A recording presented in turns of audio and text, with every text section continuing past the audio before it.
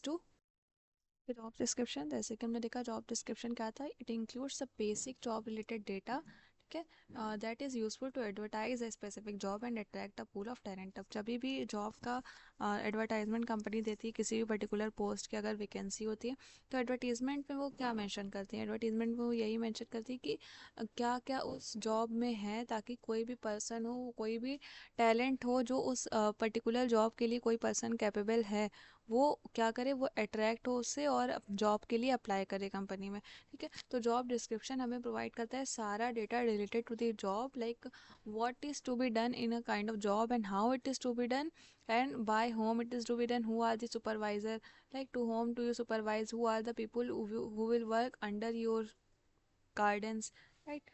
Then it is also said to be as a written statement of that describe the nature and content of the job. It tells you all about the job, all the responsibilities, tasks and duties of the job, what is the nature of the job, like it is of lower level or it is from the middle level or top level management, right? So it is a written statement. Job description is in written form जो prepare किया जाता है under the analysis, it is a part of job analysis, right?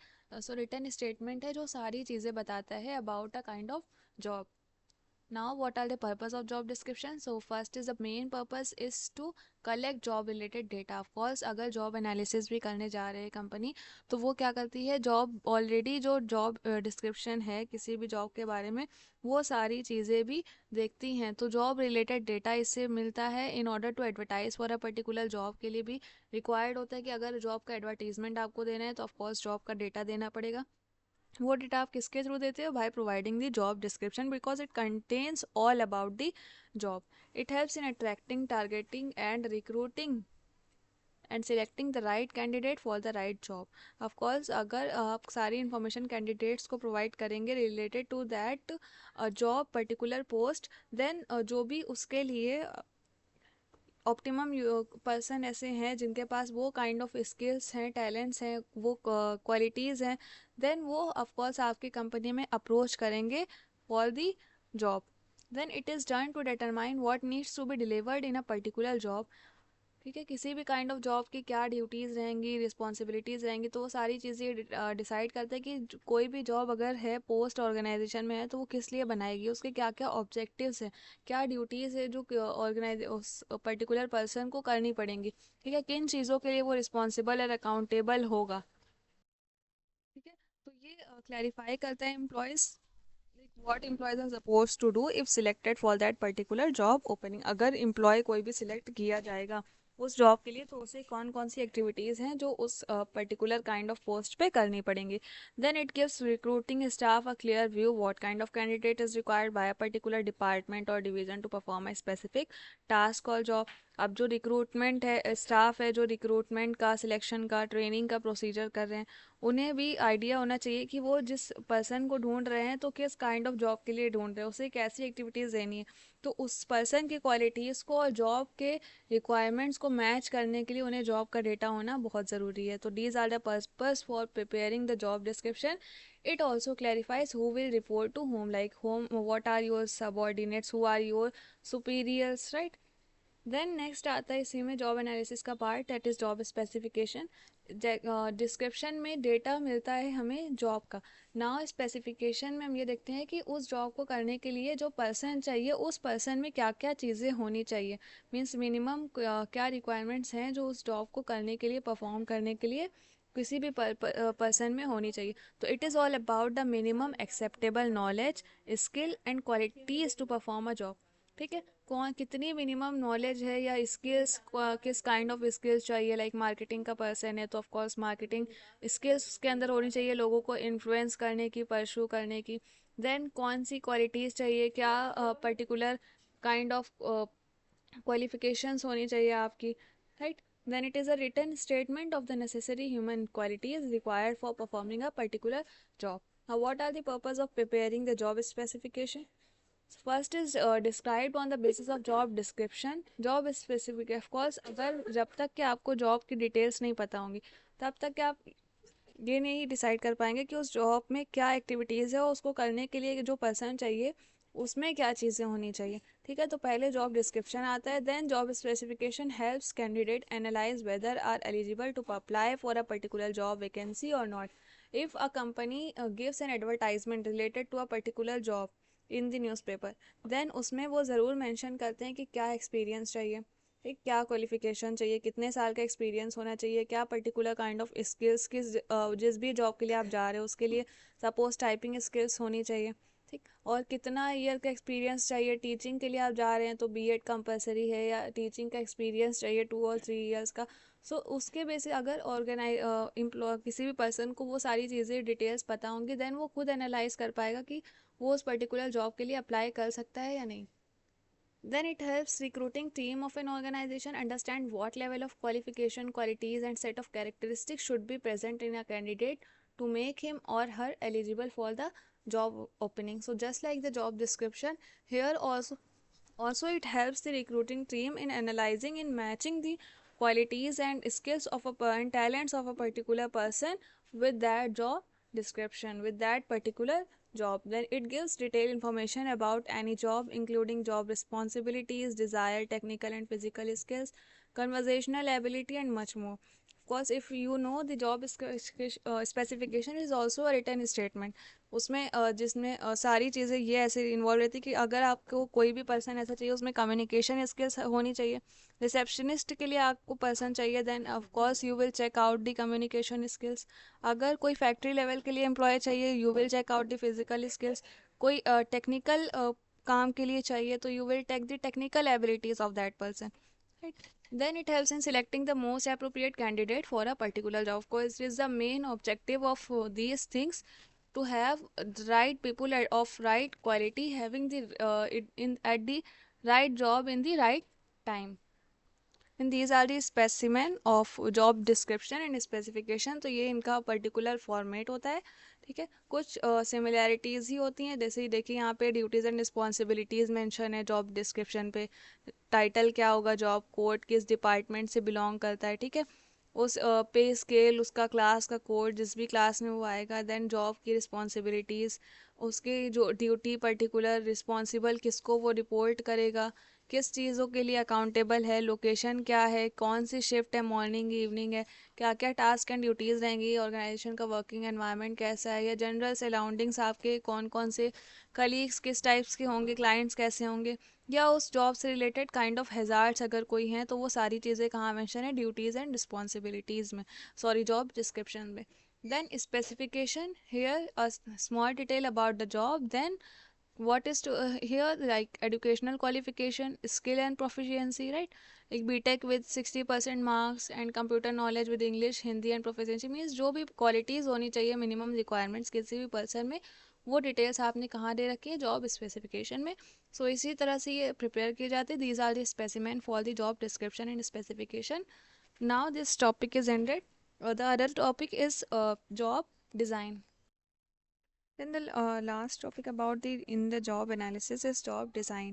ठीक है, design किसी भी चीज़ का define करता है एज ए स्ट्रक्चर, किसी पर्टिकुलर थिंग का। लाइक अगर कोई आर्किटेक्चर कोई बिल्डिंग भी बनाने जा रहा है तो उससे पहले वो क्या करता है, उस बिल्डिंग का एक स्ट्रक्चर बनाता है कि चीज़ों को कैसे हमने अरेंज करना है। तो वैसे ही जॉब डिज़ाइन होता है। ये क्या होता है, ये इसलिए भी कहते हैं बेनिफिशियल होता है एम्प्लॉयज़ के लिए भी, कि जितनी भी नेगेटिव एस्पेक्ट्स होते हैं किसी भी जॉब से रिलेटेड, मान ली उसमें कुछ हैज़ार्ड्स हैं, कुछ डेंजर्स इन्वॉल्व हैं, तो उन नेगेटिव एस्पेक्ट्स को वो रिड्यूस करता है। मींस किसी भी पर्टिकुलर काइंड ऑफ जॉब से रिलेटेड कोई भी अगर हैज़ार्डस है तो जॉब डिज़ाइन कुछ इस तरह से जॉब्स का स्ट्रक्चर क्रिएट करता है, जॉब में ड्यूटीज़ एंड टास्क इन्वॉल्व करते हैं कि लाइक किसी भी एम्प्लॉयज़ को या किसी भी पर्सन को कम से कम चीज़ें, रॉन्ग चीज़ें नेगेटिवली अफेक्ट करें। ठीक है, तो job design in HRM, it can be understood as a process through which the job process is defined, the work of the group is organized, and which involves structuring the workplace on the basis of the job analysis. Of course, it is a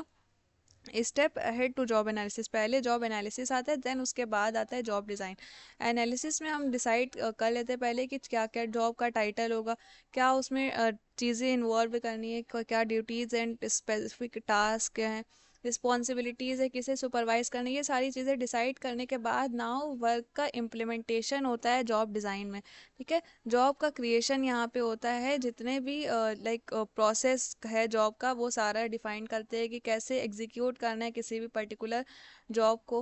like कौन कौन से people उसमें रहेंगे, work of the group, कौन कौन से group से साथ इन्वॉल्व रहना पड़ेगा किसी पर्टिकुलर पर्सन को, ग्रुप ऑर्गेनाइज किए जाते हैं किसी जॉब के अंदर अगर ग्रुप वाइज वर्क है, या different different methods and techniques are involve in job design in order to form a particular kind of job, right? It is structuring the workplace on the basis of the job analysis, और जितने भी negative aspects होते हैं related to that job उन्हें reduce करने की कोशिश की जाती है under the job design. Job designs का यूज़ तभी भी होता है, मीन्स अगर आपको कोई नई नई पोस्ट इम्प्लीमेंट करनी हो, नई जॉब क्रिएट करनी हो, या तो फिर कुछ एग्जिस्टिंग जॉब्स में आपने कुछ चीज़ें ऐड ऑन करनी हो, राइट? मीन्स कोई भी पर्सन है, कोई भी ऑर्गेनाइजेशन है, पीपल है वर्क कर रहा है, they are bored with their jobs and they need some kind of challenges in their work, right? Who are tired of their daily routine of doing that same kind of job from day to day, right? So it will also reduce their motivation level, it so वो अपना 100% नहीं दे पाएंगे, dedication के साथ full work नहीं कर पाएंगे। That's why without changing their job, उनकी पर्टिकुलर जो जिस भी पोस्ट पे वो काम कर रहे हैं, तो जॉब को उनकी चेंज किए बिना ही जॉब डिज़ाइन के थ्रू क्या करती है कंपनी, और जो भी जॉब में particular task and responsibilities involve हैं उनमें ही चेंजेस करके क्या करते हैं वो, और एम्प्लॉयज़ को उसी चीज़ में रख के उसी पर्टिकुलर जॉब में क्या करते हैं वापस से उसे रीस्ट्रक्चर करते हैं या रीडिज़ाइन करते हैं। ठीक है, तो it is done through the process of job design. Now what is the process of whole job design, ये एक्टिविटीज़ किस तरह से एग्जीक्यूट की जाती है।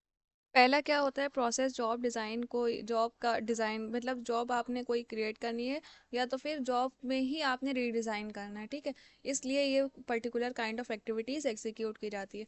पहला स्टेप इसमें क्या आता है, जॉब इन्फॉर्मेशन, मीन सबसे पहले अगर कोई भी पर्सन है वो किसी जॉब्स में कुछ चीज़ें एड ऑन करना चाहता है, तो वो सारी चीज़ें एग्जीक्यूट करने से पहले पहले तो ये एचआर को पता होना चाहिए और what is there in the job, means कोई भी पर्सन एम्प्लॉय है वो जॉब कर रहा है तो वो किस टाइप की एक्टिविटीज़ परफॉर्म कर रहा है, ठीक है, वो किस तरह से हेल्प करेगा। अगर सपोज कंपनसेशन डिज़ाइन बनाना है, कंपनसेशन से रिलेटेड कोई भी प्रोग्राम्स बनाने, या पर्क है, सैलरी हो गई, ठीक है, तो वो सारी चीज़ें आप कब कर पाएंगे जब आपको पता हो कि कोई भी काइंड ऑफ किस काइंड ऑफ परफॉर्मेंस, कौन सी परफॉर्मेंस है, एक्टिविटीज़ हैं जो पर्सन वो जॉब में कर रहा है, उसकी क्या एरिया ऑफ रिस्पॉन्सिबिलिटीज़ है, कौन कौन से टास्क हैं, राइट, क्या पर्पस है उस जॉब का, कितना टाइम वो अपना दे रहा है, टाइम स्पेंड कितना है, किस शिफ्ट में कर रहा है, and different different element of job like उसकी प्ले जो बाकी के मैनेजर्स ऑर्गेनाइजेशन में हैं और वर्कर्स हैं, मैनेजर्स हैं, उनके साथ उसका क्या रिलेशनशिप है,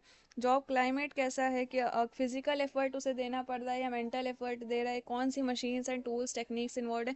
तो first step is to gather all the information about the job, then the second step is job analysis. Now here the HR will analyze the job, right, it is job analysis क्या होता है, अगर duties responsibilities हैं, ठीक, duties and responsibilities के अलावा employees के emotions and their feelings are also mattered in that job, who are doing that kind of work, what they feel, what they get at the personal level from doing that kind of job, उनका personal development कितना हो रहा है उस particular kind of activities, देखिए कौन कौन सी duties है जो डिसाइड करना करते हैं हम लोग जॉब एनालिसिस में, टास्क डिसाइड करते हैं, तो एम्प्लॉयज़ का क्या परसेप्शन है किसी भी पर्टिकुलर जॉब को लेकर, इट इज़ ऑल्सो मैटर। तो इसके लिए एचआर क्या कर सकते हैं, डायरेक्ट इंटरव्यूज़ भी कर सकते हैं।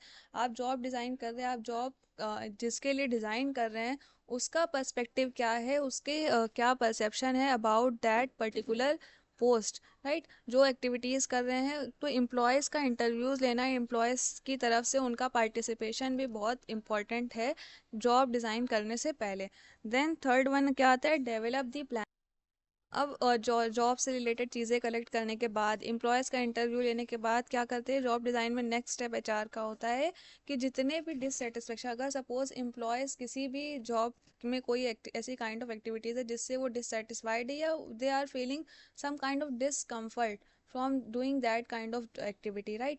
तो जो भी डिस्कम्फर्ट है उसको रिड्यूस करना, उसे हटाना, डिससेटिस्फेक्शन को रिड्यूस करना, it is the ultimate task for the HR. ठीक है, तो वो काइंड ऑफ प्लान बनाए, जो भी नीडेड, जो चेंजेस ज़रूरी हैं उनको एग्जीक्यूट करने के लिए प्लान बनाए कि और क्या चीज़ें ऐड ऑन करनी चाहिए या क्या चीज़ें हटानी चाहिए। Then the last step is implementation. About जो भी प्लान बनाए हैं, अगर कुछ आपको ऐड ऑन करना है, कुछ टास्क ऐड ऑन करना है या कुछ चीज़ें रिड्यूस करनी है, तो वो सारी चीज़ों को इम्प्लीमेंट करें एंड देन उनका प्रॉपर कंट्रोल एंड फीडबैक लें। सो क्या होगा, इस तरह से आप ऑर्गेनाइजेशन में देखिए रीडिज़ाइन का भी टाइम आता है, जैसे टेक्नोलॉजिकल चेंजेस हैं, मार्केट में चेंजेस आते जाते हैं, वैसे ही ऑर्गेनाइजेशन के भी स्ट्रक्चर में, उनके वर्किंग पैटर्न में भी चेंजेस आते जाते हैं।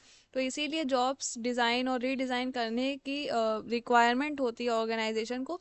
दैट्स वाई ये सारी चीज़ें इंपॉर्टेंट होती हैं एंड ये टास्क कंटिन्यूसली परफॉर्म होते रहते हैं, right. So another part, remaining part of unit 2 will be covered in the next video. Here it is all for this one. Thank you.